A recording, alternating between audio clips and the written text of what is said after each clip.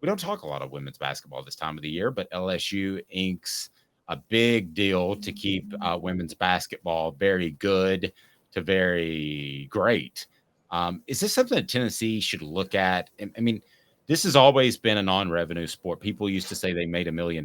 Well, they used to get $1 million check cut to them from the football department that would essentially make them look like they were break even.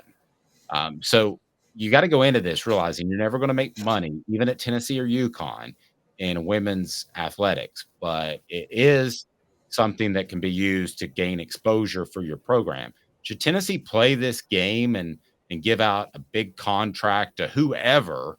I don't care who the coach is, or should they just say this is a losing money proposition? Let's dump more into football and men's basketball because that's where the revenue comes from. It's a loaded question, Caleb, because there's a lot of heritage and there's a lot of legacy and there's a lot of great things about the Lady Vols. However, that being said, it's never going to make money for you. See, I break with you on that. I think it will make money for you. And here, women's basketball, not any other sport. And here's why I say that. Here's something you're missing, Dave. And no one wants to acknowledge this. Tennessee women's basketball hasn't been that good ever since women's basketball started to become more profitable on a national level. UConn was generating revenue in women's basketball in the 2010s. The problem is, since the 2010s blew up, Tennessee hasn't even sniffed a Final Four.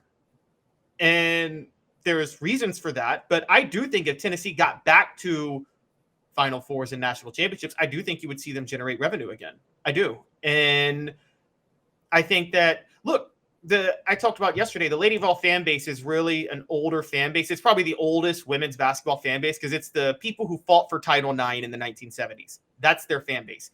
But when they were winning in the late 90s, Dave, you know this, they created a whole generation of it went from the older fans to women's basketball with the Lady Vols was cool. And it still wasn't generating revenue yet. But now I think it would if you got to that level. So, yeah, no, I think they should shell out money to get the right coach. I mean, Kim Mulkey for those who don't know, got 10 years, $3.2 million per year, 10-year, $32 million contract. I think they should shell out money. I don't know if that should be Kellie Harper. But, I mean, I will say if Kellie Harper is not working out, I think Tennessee should be willing to open up the checkbook to get a high-profile coach to come in. And I think they should be looking again, it's Tennessee. Then they should also take a point in pride. One of Tennessee's selling points, I told you guys this earlier in the week, as the school gets set to honor Condredge Holloway tomorrow for the first starting black quarterback in the SEC. T. Martin making history this week as part of the first all-black quarterback room. T. Martin, first black quarterback to win the national title in college. 1970s Tennessee, the first school to embrace Title IX. That made Tennessee a national brand in as many ways as everything else. I think that actually helped them recruit even in football. I think you want football players, if you're a top-notch football recruit, maybe you want to be part of a school that's forward-thinking and progressive and cool across the board like that. I'm going to put my business hat on here for a second. As long as it's a break even, I'm golden. I don't even care if they make money. And because I say that, and Rocky Top Tom says we're missing a huge part of UT by not being great at women's basketball. That's the traditional side of it, Rocky Top Tom, and I'm with you. But I'm going to add this. You get an incredible, huge commercial every March when they're in the Final Four and they're relevant that you cannot pay for. You cannot go out there and pay for a 2.5 commercial on national television talking about your school. Terry Fair, one of the greatest defensive backs to Tennessee has ever had, didn't know who Tennessee was until he heard about the Lady Vols when they were in the Final Four. That opened the door.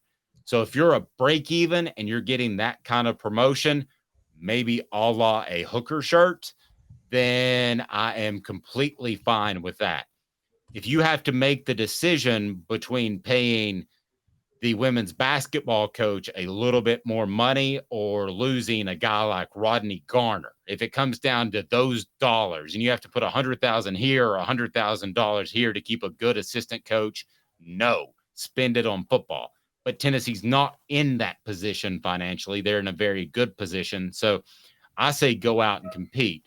I think LSU may have spent a little bit too much money, Caleb, which is, I would think, troublesome. But yes, the Lady Vols can have a huge, huge presence on national television every single March by being relevant and being in the Final Four. So I'm up for spending that money, but not if it takes one little inkling away from football or men's basketball.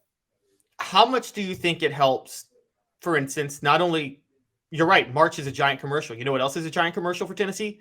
Candace Parker doing Inside the NBA every year. Candace Parker doing the March Madness analysis every year.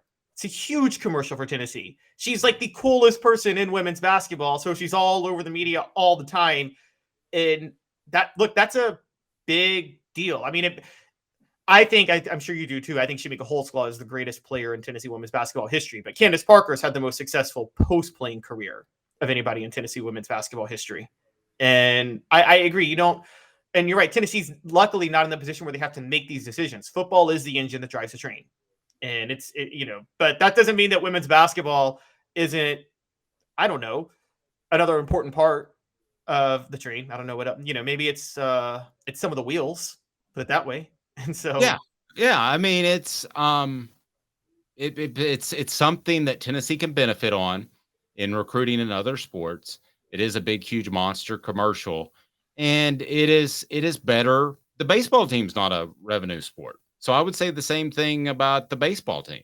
I would say that yes, they should be good, and you should pay whatever you have to do to keep Tennessee baseball in the forefront, because nothing is happening in June, we know, other than college baseball. And if you're in the College World Series, that again speaks to the success of your athletic department. So be a break even, maybe lose a little money, but if it comes down to spending money one way or the other, you got to spend it on football. But I don't think Tennessee is going to be in that position anytime soon. I think they're financially in very good shape. So spend money on Kellie Harper or whoever you think it is. Spend money on Tony Vitello, but it never needs to hurt the football program.